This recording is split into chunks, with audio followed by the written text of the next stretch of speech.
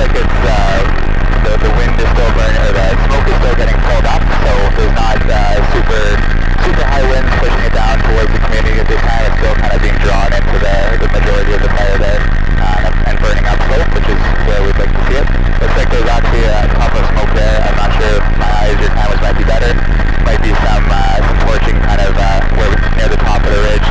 So of course we'll see an increase in fire activity as we go throughout the day.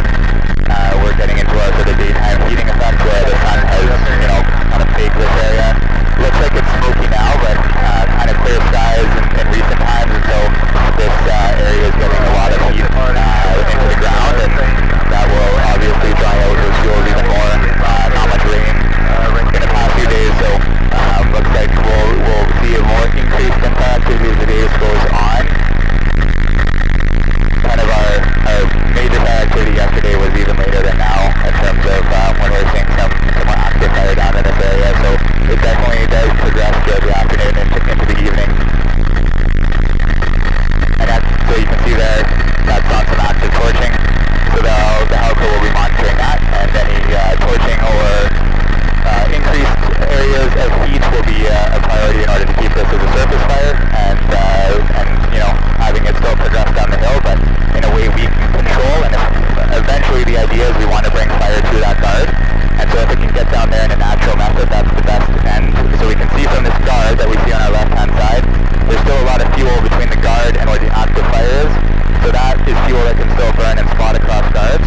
So if we can control this kind of slow progression down the slope in terms of burning the fine surface fuels on the ground, and we can make the ground black, that then limits any further spread once it gets windier or hotter, and it may push it in an easterly direction. So we definitely do want to bring this fire in a controlled manner down to our guards there.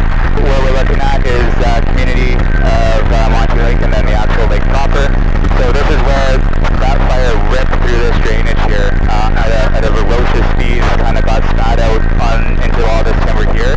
And so we can see obviously the damage out of our left hand side here.